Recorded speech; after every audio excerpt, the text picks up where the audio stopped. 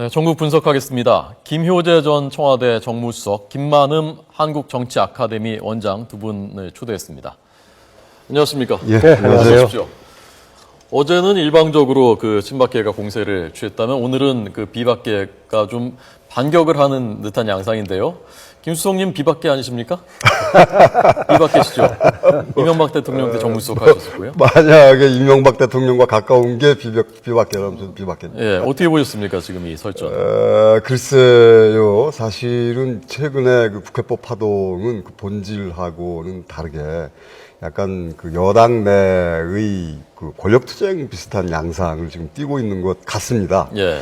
무엇보다도 그 공무원연금 개혁을 청와대가 그토록 바랬는데 그것과 함께 이루어진 국회법 문제가 지금 오히려 전도돼가지고 그게 예. 주 메뉴가 되어버렸거든요. 그런 것들이 정치를 곁에서 그 관찰하는 사람의 입장에서는 이게 내년 4월 총선 주도권을 둘러싼 주도권을 누가 가질 것이냐와 관련이 없다고 말하기가 매우 어렵겠구나.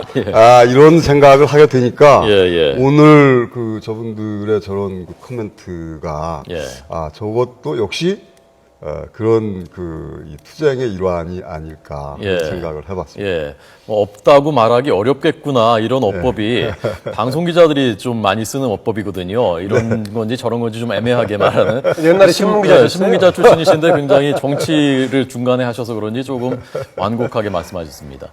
유승민 원내대표를 정말 이번에 퇴진시키겠다는 의도가 있는 겁니까? 친박계가 어떻게 보십니까? 일단 하는 데까지 해보는 것 같은데요. 예. 뭐 퇴진하는 쪽이든 아니든 간에 만약에 퇴진했을 경우에 대안도 없고 더 복잡해지리라고 봅니다. 저는 그 친박계라는 것이 최근에 와서 소멸됐나 없나 생각을 했었는데 갑자기 뭐 해가지고 나왔어요. 예. 물론 그 윤상현 의원은 참석을 하지 않았지만 현재 그 국가경쟁력 강화 포럼이라는 이른바 친박계 모임의 총괄 간사를 윤상현 의원이 하고 있죠. 예. 그걸 본다면 저는 그 청와대 정무특보라는 것이 뭐 하는가 했던 이런 일 났을 때 모아서 위세를 부리는 게 아닌가라는 생각인데 어제 모임은 또 안 갔다면서요? 윤상현 글쎄요. 본인은 안 가고 했는데 예. 저는 이런 생각을 했습니다. 아까 이재호 의원이 그런 얘기 한 것 같은데요. 일단 이번에 박근혜 대통령께서 아주 중요하다고 했던 정말 시급하다고 했던 공무원연금 개혁안이 어쨌든 여야 합의하에 통과가 됐기 때문에 그 문제에 대해 집중을 하고 나머지 지금 이제 국회법 개정 관련해서 문제를 제기하고 이런 차원 이제 모든 게 쏠리고 있단 말이죠. 그러다 보니까 지금 메르스 문제까지 터져가지고 이게 지금 국회법 때문에 생기고 있느냐 생각해 보십시오. 지난번에 세월호 여러 가지 국가가 재난 대처하는 과정이라는 것 최근 메르스 등의 문제가 국회법이 강화돼서 그런 겁니까? 행정입법 침범해서 그런 겁니까? 지금 주어진 상황에서도 제 역할을 못하고 있는 상황인데 저는 국가운영 차원에서 지금 박근혜 대통령 조금 뭔가 계속 생각을 바꾸기를 주문하고 있는데 그렇습니다. 박근혜 최근의 상황 문제는요. 저는 박근혜 대통령이 대한민국의 모든 국정은 박근혜 대통령 중심으로 움직이는 과거에 천동설, 지동설 나왔던 것처럼 좀 그런 생각을 하고 있는 것 같아요. 최근에 이종걸 원내대표의 호들갑 발언을 두고도 청와대에서 굉장히 문제 삼았죠. 폄훼하는 발언이다. 그게 아주 좋은 발언은 아닙니다. 약간 경멸스러운 발언이니까 기분 나쁠 수는 있을 겁니다. 그러나 반대로 또요. 박근혜 대통령이 국회를 향해서 뭔가 훈계하고 질타하는 것이 반복돼 왔어요. 우리나라 헌법에 보면은요. 맨 앞에 총각 있고 두 번째가 국민이 있고 세 번째 국회에 있습니다. 그다음 대통령이 있습니다. 그러면 국회도 국민을 대표하는 기관인데 국회를 향해서 매번마다 박근혜 대통령이 이렇게 질타하는 모습을 보면 안 되죠. 박근혜 대통령도 이번 안이 대통령 생각하고 달랐을 경우는 기본적으로 존중한다는 걸 전제로 해가지고 이제 문제를 제기하고 정 안 되면 나중에 거부권 행사하면 되지 않겠습니까? 그런데 모든 이제 국가 예를 여기에 쏟고 있어가지고요. 저는 좀 방향을 잘못 잡고 있다고 봅니다. 호들갑 얘기가 나왔으니까 저도 아까 그래서 국어사전 찾아봤거든요. 호들갑이 무슨 뜻인가 했더니 경박스럽고 야단스러운 반응 이렇게 해서 어감 자체는 의미 자체는 그렇게 아주 좋은 표현이 아니죠. 좋은 표현이 아니죠.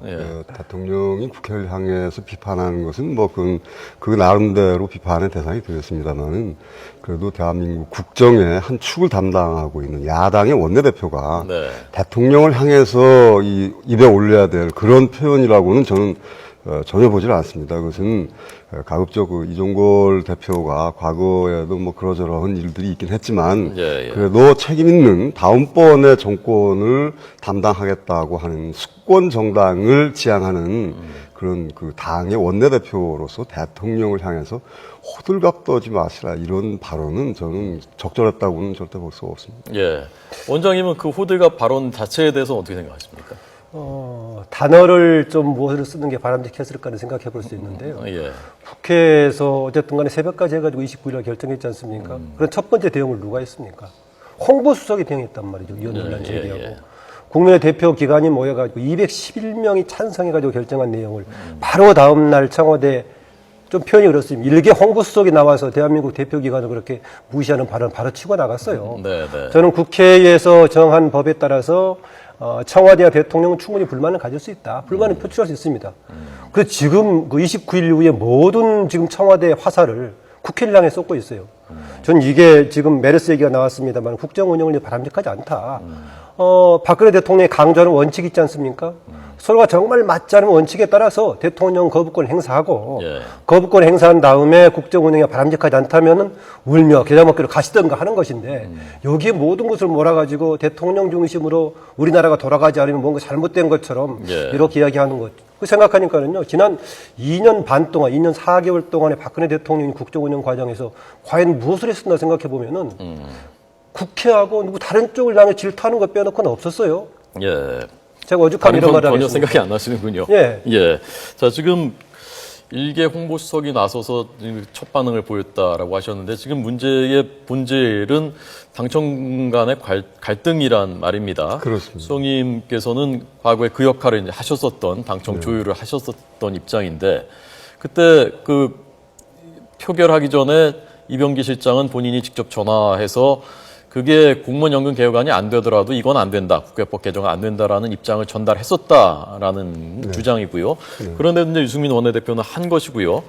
과거에 그 역할을 하셨던 입장에서 어느 쪽에 더 책임이 있는 것 같습니까? 어떻게 된 것 같습니까? 약간 이건 좀 분석이 좀 필요합니다. 예, 무슨 예. 얘기냐면 이 공무원 연금 개혁과 관련해서는 1차로 첫 번째 안이 이제 국민연금과 연계되었을 때에 한번 그 국민들이 이게 무슨 연금 개혁이란 말이냐라는 비판이 있었거든요. 그러면서 특히 젊은 세대로부터 그 연금 개혁 안에 대한 비판론이 상당히 높아질 때쯤 해서 2차로 지난번에 이제 국회법 개정안과 함께 되었거든요. 그다음에 여론의 추이가 어떻게 됐냐면 사실은 박근혜 대통령과 박근혜 정부는 공무원 연금 개혁안에 작년부터 온 힘을 기울였습니다. 근데 최종적인 안이 국회 통과되는 안을 보니까 이건 약간 여론이 이런 안 정도를 가지고 어떻게 개혁했다라고 하는 거냐라는 그 여론이 서서히 일어나기 시작할 즈음에 국회법과 연계가 됐던 겁니다. 그렇기 때문에 바로 그때 이병기 실장이 안 돼도 좋다라고 한 그 전화를 했다는 것은 이번 기회에 이런 정도의 아니라면 차라리 안 되는 게 낫겠다라는 생각을 청와대가 판단을 했던 것으로 저는 보고 있습니다. 그렇기 때문에 딴 것과 얹어서 같이 통과되는 것은 불가하다. 이런 입장이었는데 사실은 그 여의도에서 국회에서 야당과 협상에 나서는 여당의 원내대표나 또는 여당의 당대표 입장에서 본다면은 사실 정치라는 것이 상대가 늘 있는 거거든요. 그러니까 혼자서 하는 것이 아니기 때문에 거기까지 가는 과정이 너무나 힘이 들고 정말 지난한 과정을 고난을 거쳐서 갔거든요. 그리고 위임을 받은 것이고 그러니까 이번 기회에 좀 참으시라. 불만족스럽더라도 일단 첫 단추부터 끼고 보자라는 생각으로 이병기 실장의 그 전화를 지금 어찌 보면 유승민 대표는 그거에 대해서는 그 문제에 대해서 전화 받았다 안 받았다 아직 그 말하고 있지 않지만은 전화를 그저 그냥 귀등으로 흘려버린 거 아닌가 하는 생각을 해볼 수가 있겠습니다. 왜냐하면 그냥 통과시켜버렸거든요. 그렇기 때문에 이제 그러면서 이제 이게 문제가 이제 불거지기 시작했는데 청와대 입장에서는 연금 개혁안도 약간 불만스러운 데다가 이 딴 것까지 얹혀 있으니까 이쪽으로 해서 이제 이 화살을 돌려서 약간 이 초점을 바꾼 건데 이게 사실은 지금 여야권 전체 청와대 입장에서 보면은 국정 주도권을 청와대가 잡고 있다라는 생각을 판단을 하고 있을지는 모르겠으나 여권 전체 입장에서 본다면 지금 사실은 여당 내부의 그 투쟁, 이 권력 투쟁 양상으로까지 이게 빚어지면서 국민들을 상당히 불안하게 하고 있거든요. 그러니까 여야 간의 투쟁은 사실은 국민들도 이제는 아유, 이제는 그러겠거니 하지만 여권 내가 무대 뒤도 아니고 무대 위에 올라와서 이렇게 손가락질하는 것은 아주 바람직스럽지 않게 보고 있기 때문에 지금 청와대도 과연 이게 득점인지는 잘 생각해봐야 될 것 같습니다. 그 유승민 대표가 이야기하긴 했죠. 유승민 대표는 이병기 실장하고 통화를 했는데 지금 국회법 개정안에 대해서는 반대 입장은 분명히 했다. 예, 예. 바른미래에 대한 판단에서 반대 입장을 했는데 그럴 정도라면은 공무원연금 개혁도 차제에 그냥 포기하는 게 낫겠느냐 이런 얘기까지는 가지 않았다라는 얘기고요. 예. 만약에 지금 청와대 쪽이라든가 지금 비판 쪽 이인재 의원 등이 얘기하는 쪽에 이야기였다면은 유승민 대표가 청와대에 대해 반대에도 불구하고 해야 될 명분을 분명히 제시했으면 하는 논란이 있겠고요. 유승민 대표가 처음 원내대표가 돼가지고 당 대표 또 정책위 의장 세 사람 청와대가 대통령 만났죠. 예, 예. 그때 세 사람이 이제 3인 3색 좀 기조가 달랐는데 유승민 대표가 강조했던 게 뭐냐면은 국정 힘을 받으려면 국회 협조를 받아야 되는데 국회 협조를 받으려면은 야당과의 주고받는 게 필요하다라는 굉장히 강조했단 말이죠. 예. 그 점에서 그 기조로 가고 있는데 이후에 지금 박근혜 대통령 이런 기조로 갔을 때 과연 힘을 받을 수 있을 것인가? 정무수석을 해보셔서 잘 아시겠지만은 네. 대통령 힘을 받으려면 여당의 전적인 힘을 받아야죠. 지금 당청 갈라서자는 얘기냐, 무슨 대통령 탈당 얘기까지 나오고 있는다면은 2년 반 이상이 남은 시점에서 대통령의 앞으로 국정 운영 방식이 더 복잡해지고 힘도 얻기가 어려워지면 이 상황 계속 간다면. 예, 알겠습니다. 자, 야당 얘기도 좀 저희가 해야 되니까요. 지금 가나안 농군학교가 있는데, 예, 장소가 좀 예상을 뒤엎은 곳이죠. 가나안 농군학교 하면 저는 새마을운동 생각나고 그러거든요. 근데 야당이 여기서 지금 워크숍을 하고 있고요. 어제 재미있는 말들이 많이 나왔다고 합니다. 잠깐 한번 어제 나온 그 말들 한번 보시도록 하겠습니다. 박지원 전 원내대표는 거기서 뭐 일을 한 모양이죠. 배나무인가요? 네, 배나무예요. 예, 배나무 가지를 자르다가 가지를 자르다 보니까 꼭 나를 자르는 것 같아. 라고 말했다고 하고요. 그러자 옆에 있었던 민병두 의원, 뭐 이분도 범비노계죠. 가지 여기 맞네. 뭐 호남이네. 뭐 이런 말을 또 옆에서 했다고 하고요. 이상직 의원, 초선은 기회 한 번 더 줘야지. 초선입니까? 네, 전라북도 초선 의원입니다. 호남이군요. 예. 오영식 의원은 고개 든 놈은 잘라야 해. 익으면 떨어진다. 이건 무슨 말입니까?